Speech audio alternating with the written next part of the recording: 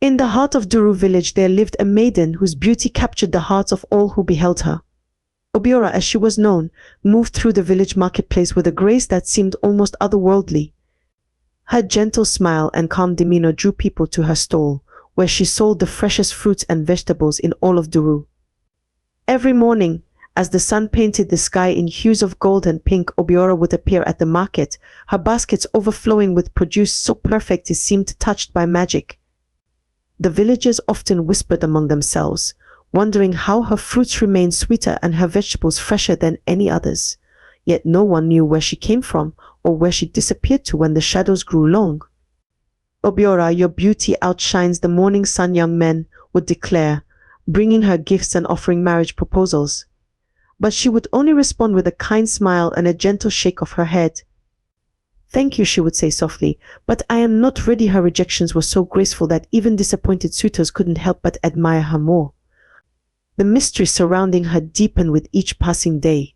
While other vendors chatted freely about their homes and families, Obiora kept these details hidden behind her serene smile.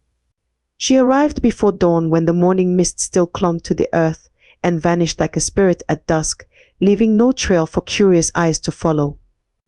Mothers in the village praised her modesty, and fathers pointed to her as an example of dignity for their daughters. Children adored her, for she always had a sweet treat and a kind word for them. The elders nodded approvingly at her respectful manner, though they too wondered about the secrets she kept.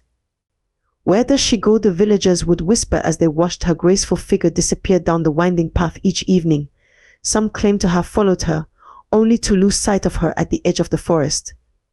Others swore they saw her walking through the morning mist, emerging from nowhere like a spirit of the dawn. Yet Obiora remained unruffled by the curiosity that swirled around her. She continued her daily routine with unwavering serenity, selling her mysterious bounty of perfect produce, offering gentle smiles to her admirers, and keeping her secrets close to her heart. The village accepted her presence as one accepts a beautiful mystery with wonder and respect. And so the days passed in Duru village, with Obiora's presence adding a touch of magic to the ordinary rhythm of village life. Little did the villagers know that the true mystery of Obiora was far deeper than they could imagine, and that behind her gentle smile lay a story that would soon unfold to change their understanding of love, loyalty, and the thin line between the mundane and the magical world. In the bustling marketplace of Duru, fate orchestrated a meeting that would ripple through the village's gossip for months to come. On a sun-drenched morning, a handsome stranger named Ima wandered into the market, his eyes immediately drawn to Obiora's stall. The moment he saw her, time seemed to stand still. "Hello," he managed to say, his voice catching slightly as she turned her gentle gaze toward him. "I'm Ima." Her smile, warm as the morning sun, made his heart skip a beat. "Welcome to my stall," Ima, Obiora replied softly. "What fruits would you like today?" What began as a simple transaction blossomed into something more. Day after day, Ima found reasons to visit the market, lingering at Obiora's stall long after selecting his purchases. They shared stories and laughter, their conversations flowing as naturally as the village stream. The other vendors noticed how Ima's eyes followed Obiora's every movement, how he seemed to brighten in her presence. As weeks passed, their friendship deepened. Ima learned to anticipate Obiora's subtle expressions, the slight tilt of her head when she was amused, the gentle way she arranged her fruits, the melodic sound of her rare laugh. The villagers watched this budding romance with interest, wondering if Ima would be the one to finally win the mysterious Obiora's heart. Then came the evening that would change everything. As the market began to close and shadows lengthened across the dusty ground, Ima gathered his courage. "Obiora," he said, watching her pack her remaining goods, "let me walk you home. It's getting dark and the path can be treacherous." After a moment's hesitation, Obiora agreed. They walked together along the village path, their footsteps synchronized in the growing darkness. The air grew cooler, and an unusual silence fell around them. That's when it happened. A cold sensation like ice water dripping down his spine made Ima freeze. Something or someone had touched his back. The touch was not human. It carried an otherworldly chill that seemed to seep into his very bones. His heart thundering in his chest, Ima spun around, but saw nothing in the gathering darkness. "Oh, Obiora," he stammered, his voice trembling. I think I should go back. She turned to him with an unreadable expression, her face eerily calm in the twilight. Of course, Ima, she said softly. You should return if you're afraid. Without another word, Ima turned and ran, his feet carrying him swiftly back to the safety of the village. His rapid footsteps echoed through the quiet streets, matching the frantic beating of his heart. Behind him, Obiora's figure grew smaller and smaller, until she disappeared into the darkness like a dream fading at dawn. From that day forward, Ima never returned to Obiora's stall. The villagers noticed his absence and whispered new theories about the mysterious beauty who sold fruits in their market. But none ever learned the truth about that night, or the supernatural touch that had driven away yet another potential suitor from Obiora's life. Beyond the boundaries of Duru village, past where the well-worn paths faded into wilderness, lay a forest shrouded in ancient magic. This was Obiora's true home, though none in the village knew it. Here, in the depths of the enchanted woods, lived her family beings of extraordinary power who could shift their forms as easily as leaves change with the seasons. Among her shape-shifting kin, Obiora was unique. She alone possessed the gift to maintain a human form indefinitely, walking between two worlds with graceful ease.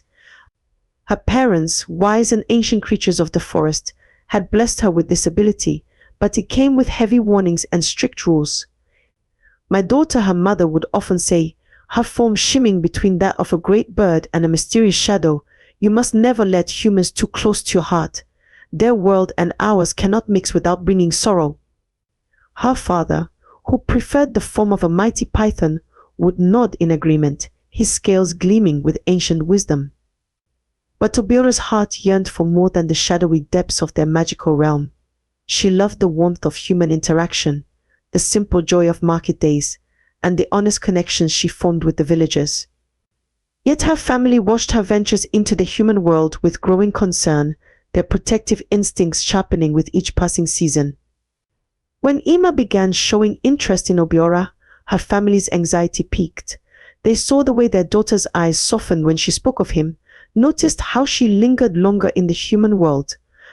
During quiet forest nights, they would gather in their sacred clearing, discussing their fears in voices that sounded like rustling leaves and distant thunder. She must be protected, her mother declared one evening, her form shifting restlessly between shapes. Even if she cannot see the danger herself, the family council agreed action must be taken before Obiora's heart became too entangled with the human world. And so on that fateful evening when Ima walked with Obiora, it was her youngest brother who followed them, taking the form of a cold wind. It was her uncle who reached out with an ethereal hand, touching Ima's back with the chill of the other world. They watched with mixed satisfaction and sorrow as the young man fled in terror, knowing they had successfully protected Obiora from what they saw as a dangerous attachment. But they hadn't counted on their daughter's determination. In her human form, Obiora's tears were as real as any villager's, her heart as capable of breaking. As she watched Ima disappear into the darkness, something shifted within her, a realization that she could no longer live with one foot in each world. She would have to choose. That night, as her family celebrated their successful intervention, Obiora stood at the edge of their magical clearing, her decision already forming in her mind. The time had come to forge her own path, even if it meant leaving behind the mystical world that had shaped her. The day Obiora chose to leave her magical family dawned with an unusual stillness in the forest. She had spent the night gathering her courage, watching the moonlight filter through the ancient trees that had been her home for so long. As morning approached, she knew her path would lead her to Abiri's shrine, the sacred place where bonds could be broken and new destinies forged. The shrine lay hidden in the deepest part of the forest, where even the magical creatures rarely ventured. Obiora walked the secret paths with determined steps, her heart heavy but resolute. The morning mist parted before her as she approached Abiri's dwelling, the powerful spirit known for helping those seeking transformation. Kneeling before the ancient altar, Obiora's voice trembled but remained clear. Great Abiri, I seek to sever my ties with the magical world. I wish to live freely among humans, to choose my own path. The air around her grew thick with power as Abiri's presence manifested, a shimmering light that filled the sacred space. Child of two worlds, Abiri's voice echoed like distant thunder. Breaking such bonds carries a heavy price. Are you certain this is your wish? Obiora raised her chin, her determination unwavering. I am certain, she replied, her voice stronger now. But even as Abiri began the ritual, the forest itself seemed to tremble. Obiora's mother, sensing what was happening, rushed through the trees in a form that shifted between bird and shadow, her anguish manifesting in storm clouds that gathered overhead. She arrived just as the final words of severance were spoken, just as the magical bonds that tied Obiora to her family began to unravel. Foolish child, her mother's voice rang out, thick with pain and rage. You would abandon your true nature for their world. Lightning crackled through the gathering storm as her mother's form solidified into that of a majestic, terrible creature, her eyes blazing with hurt and fury. Before Abiri could intervene, before Obiora could speak, her mother's curse rang out through the forest. Since you choose their world over ours, hear me well, you shall never find happiness with a human. Their love will turn to ashes in your mouth, their promises to dust in your hands. The words hung in the air like poison, seeping into Obiora's very being. Even Abiri's power could not stop a mother's curse, born of such deep pain and betrayal. Thunder rolled through the trees as Obiora's mother vanished, leaving behind only the echoes of her curse and the scent of rain. Obiora stood alone in the clearing, the weight of her choice and her mother's curse settling around her shoulders like a heavy cloak. Yet she straightened her back, lifted her chin, and turned toward the village. She had chosen her path, and despite the curse, despite the pain, she would walk it with courage. As she left the magical forest behind, the first drops of rain began to fall, as if the very sky wept for the bones broken that day. But Obiora did not look back. Her future lay in the human world now, cursed or not, and she would face it with the same grace that had always marked her presence in the village. It was during the harvest season when Kalo, a traveling merchant known throughout the region for his fine clothes and gentle manner, first laid eyes on Obiora. The morning sun caught her profile as she arranged her fruits at the market, and Kalo found himself transfixed. His caravan of goods forgotten, he approached her stall with a racing heart. The stories of your beauty hardly do you justice, he said, bowing slightly. I am Kalo, a humble merchant. Obiora's smile, though guarded, was warm enough to encourage him. Their conversation flowed easily, like a stream finding its natural course. Day after day, Kalo found reasons to delay his departure from Duru. His usual trading route forgotten, he spent hours at Obiora's stall, sharing tales of distant lands and listening to her gentle laugh. The village watched their blooming romance with approval. Surely this successful merchant would be a perfect match for their beloved Obiora. Under the mango tree where they often met, Kalo finally gathered his courage. Obiora, he said, taking her hands in his, you have captured my heart completely. Will you be my wife? His eyes shone with sincerity and hope. After a moment's hesitation, remembering her mother's curse but choosing to believe in love, Obiora said yes. Joy filled the village at the news of their engagement. Kalo, eager to share his happiness, insisted on taking Obiora to meet his family in the neighboring village. They traveled together, their hearts light with promise, unaware of the shadow that followed them. But the moment they entered Kalo's family compound, something changed. His mother, a woman known for her spiritual sensitivity, froze mid-greeting, her eyes, sharp and knowing, fixed on Obiora with growing alarm. The welcome feast turned cold as Kalo's mother pulled him aside, her whispers urgent and fearful. There is a darkness around her, my son, she warned, her voice trembling. A curse so powerful it makes the very air heavy. She will bring nothing but sorrow to our family. Kalo's face paled as his mother described the shadows she saw circling Obiora, the cosmic weight of a mother's curse.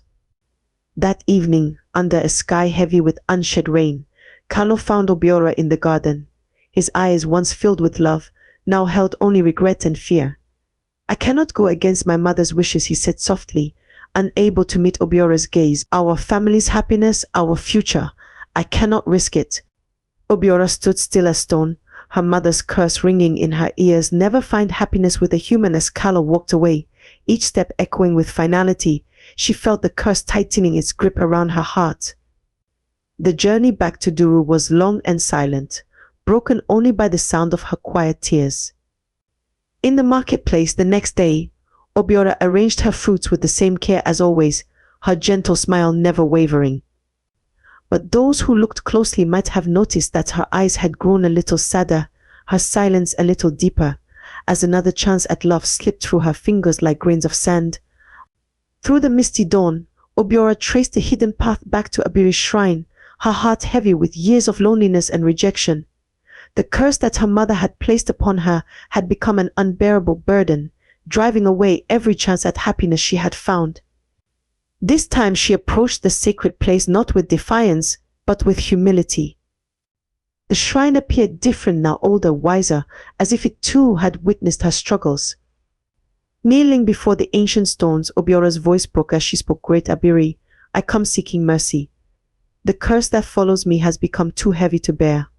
Please, if there is any way to lift it, I will pay whatever price you ask. The air shimmered as Abiri's presence filled the sacred space. Unlike the last time, when thunder had accompanied the spirit's arrival, now there was only a gentle warmth, like sunlight filtering through leaves. Abiri's voice, when it came, was soft with compassion. Child of two worlds, the spirit spoke, your suffering has not gone unnoticed. The curse that binds you is powerful, born of a mother's wounded heart, yet there may be a way to break it. Hope flickered in Obiora's chest like a fragile flame. The curse feeds on strong emotions. Abiri continued, particularly anger and bitterness. If you wish to be free of it, you must maintain perfect serenity. No matter what trials you face, no matter what provocations come your way, you must never let anger take root in your heart. Can you accept this condition? Obiora thought of all the times anger had threatened to overwhelm her, when suitors fled, when Kalo abandoned her, when villagers whispered behind her back. Could she truly master such emotions? But the alternative was to live forever under her mother's curse. I accept, she whispered, bowing her head. Abiri's presence grew stronger, filling the clearing with golden light. Then rise, Obiora. The curse is not broken but dormant. Keep your heart calm, your spirit peaceful, and it will have no power over you. But remember, one moment of true anger will bring it back stronger than before. As the spirit's blessing washed over her, Obiora felt lighter than she had in years. The oppressive weight that had followed her since that fateful day seemed to lift, leaving behind a sense of possibility she had almost forgotten. Returning to Duru village, Obiora carried herself with new grace. The market welcomed her back, and she found joy in the simple pleasures she had once taken for granted: the morning sun on fresh fruits, children's laughter, friendly greetings from neighbors. Though she kept Abiri's warning close to her heart, she allowed herself to hope again. Each day became an exercise in serenity. When difficulties arose, she met them with calm acceptance. When harsh words came her way, she responded with gentle understanding. The villagers noticed the change in her, how she seemed to glow with inner peace, unaware that her tranquility was both a blessing and a shield against the dormant curse that waited for a single moment of anger to awaken. One tranquil afternoon, as Obiora sat by the village stream lost in thought, a gentle voice broke through her reverie. Are you all right? Looking up, she met the kind eyes of a man she had seen in the village, but never spoken to. His name was Chidubem, and there was something different about the way he looked at her, not with the usual fascination her beauty inspired, but with genuine concern. I'm fine, she replied softly, but Chidubem sat down nearby, maintaining a respectful distance. Sometimes, he said, sitting alone by the water helps clear my thoughts too. His words, simple and understanding, opened the door between them. They began meeting regularly at the stream, their conversations flowing as naturally as the water beside them. Unlike others who pressed her for details about her past, Chidubem seemed content to know her as she was. He shared stories of his own life, his work as a farmer, his dreams of building a home, his love for the simple beauty of village life. Days turned to weeks, and weeks to months. Obiora found herself looking forward to their meetings with a joy she had almost forgotten she could feel. When Chidubem smiled, the shadows of her past seemed to fade. When he spoke, his voice carried no hint of judgment or ulterior motive. You know, he said one evening as the sun painted the stream in golden hues, I've never met anyone quite like you, Obiora. You carry yourself with such grace, yet there's a sadness in your eyes that I wish I could ease. His honesty touched her heart, and for the first time Obiora felt truly seen. On a perfect morning, as birds sang their dawn chorus, Chidubem took her hands in his. Obiora, he said, his voice steady and sure, I love you. Not for your beauty, though you are beautiful. Not for your mysteries, though they intrigue me. I love you for the gentle soul I've come to know. Will you be my wife? Tears of joy fell from Obiora's eyes as she accepted. The village erupted in celebration at the news. Unlike her previous engagement, this one felt right, untainted by fear or doubt. The wedding preparations began immediately, with everyone contributing to make it a day to remember. The celebration was everything a village wedding should be, filled with music, dance, and joy. Obiora, radiant in her wedding clothes, looked at Chidubem with pure happiness. The villagers threw flowers and sang traditional songs, their voices rising to the heavens. As evening approached and the celebrations continued, Obiora felt a deep sense of peace. Finally, she thought she had found what she had been searching for, true love that accepted her without question. Looking at Chidubem's smiling face, she allowed herself to believe in their happy ending. The sun set on their wedding day in a blaze of golden light, promising a beautiful tomorrow. If anyone noticed the slight tremor in Obiora's hands as darkness approached, they attributed it to bridal nerves. None could have guessed the truth that lay waiting in the shadows of night. In the tense silence of the village square, under the watchful eyes of the oracle and the gathered villagers, Obiora's serpentine form coiled in the center. The truth could no longer stay hidden. Her voice, still melodious even in her transformed state, carried across the hushed crowd as she revealed her story. "I am a child of the magical forest," she began, her words causing ripples of gasps among the villagers. "My family possesses the power to change forms, but I alone could maintain a human shape. I sought a life among humans, breaking ties with my family, only to be cursed by my mother's grief." Each word seemed to add weight to the air, making the night heavier with revealed mysteries. The oracle turned their penetrating gaze to Chidubem, who stood trembling at the edge of the gathering. "And you," the oracle's voice cut through the night like a blade, "what truth do you harbor?" Under that ancient, knowing stare, Chidubem's carefully constructed facade crumbled. His voice shook as he confessed what lay beneath his gentle courtship. "I heard rumors of Obiora's wealth," he admitted, shame coloring his words. "They said her fruits and vegetables never spoiled, that she must have secret riches. I thought I planned to marry her, take her wealth, and leave." The crowd erupted in angry murmurs. The man they had celebrated just hours ago now stood revealed as a deceiver.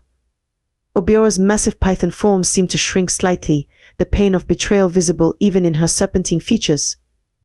The oracle raised their hands, commanding silence. "Both of you sought to hide your true nature," they proclaimed. "One concealed her magical origins, the other his greedy intentions. Now truth has stripped away all pretense." The oracle's eyes glowed with ancient wisdom as they considered their judgment. "Here then is your fate," they declared. "You, Chidubem, who sought to use Obiora for gain, shall remain bound to her as husband.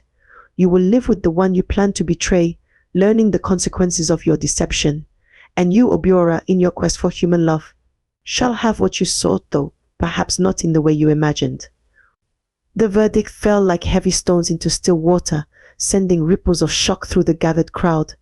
Chidubem looked at his transformed bride with new eyes, no longer seeing potential wealth, but a future filled with supernatural wonder and the weight of his own redemption. "You will leave Duru," the oracle continued, "and make your home in the magical forest. There, Chidubem will learn the true value of what he has married, and Obiora will find if human love can indeed flourish in magical soil." As the oracle's words faded into the night air, the villagers watched their newly bound couple, a man forced to face his greed, and a magical being who had risked everything for love. Their story would be told for generations in Duru, a tale of truth revealed, justice served, and the strange path that redemption sometimes takes. As Chidubem and Obiora crossed the boundary into the magical forest, the world around them transformed. The trees grew taller, their leaves whispering ancient secrets, and the very air sparkled with an otherworldly shimmer. This would be their new home, a place where reality and magic danced together in eternal harmony. Obiora's family, still harboring traces of hurt from her departure, watched the couple's arrival with mixed emotions.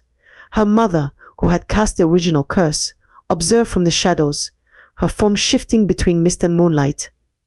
Her father, in his mighty python form, coiled around the ancient tree, his wise eyes studying the human who had married their daughter.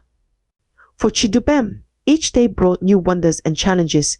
He watched in awe as his wife shifted between her human form and the magnificent python, learning to love her in all her manifestations. The forest creatures, once terrifying to his human eyes, slowly became familiar companions. Obiora's younger siblings, playful shapeshifters, delighted in surprising him, appearing as butterflies one moment and bear cubs the next. "Your world," he whispered to Obiora one evening, as they sat beneath a tree that glowed with fairy lights, "it's more beautiful than any wealth I could have imagined." His words, sincere and touched with wonder, began to heal the wounds of his earlier deception. Gradually, Chidubem found his place in this enchanted realm. He learned the forest's rhythms, the magic of its seasons, and the sacred laws that governed its inhabitants. His hands, once eager only for gold, now tenderly tended to magical herbs and helped care for injured forest creatures. His heart, once clouded by greed, opened to the profound beauty of his new life. Obiora's family, seeing the genuine change in him, slowly welcomed him into their fold. Her mother, watching him treat her daughter with true love and respect, felt her own bitterness begin to fade. During the forest's sacred ceremonies, Chidubem stood proudly beside his wife, no longer an outsider but a true member of their magical community. Together, they found a happiness neither had expected. It wasn't the conventional life Chidubem had once planned, nor the human existence Obiora had initially sought. Instead, it was something richer, a blend of two worlds, where magic and humanity coexisted in perfect balance. On warm evenings, they would sit at the edge of the forest, looking toward Duru village in the distance.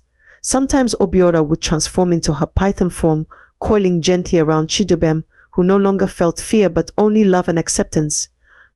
They had learned that true happiness comes not from getting what you think you want, but from embracing what life offers with an open heart.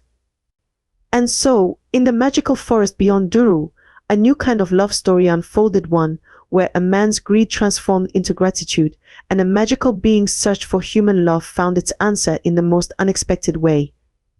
Their tale became a whispered legend in both the village and the forest, a reminder that the greatest magic of all lies in the heart's capacity to change and grow.